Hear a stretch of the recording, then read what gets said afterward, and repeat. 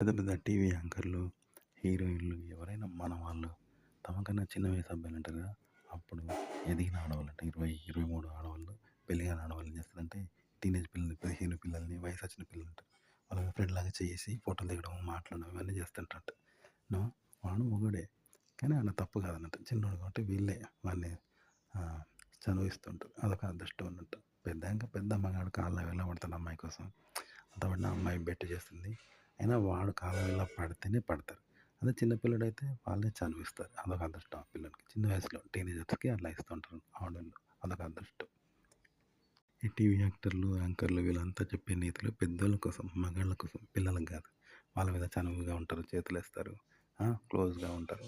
అట్లనమాట సరదాగా వాళ్ళతో సరదాగా మాట్లాడుతూ ఉంటారు. అది అదృష్టం ఆ పిల్లోడికి. చాలామంది మగవాళ్ళు టీవీ యాంకర్ల కోసం ఎన్నో కలలు కంటూ ఉంటారు. అందరిని ద్రాక్షపళ్ళలాగా మిగిలిపోతుంటారు.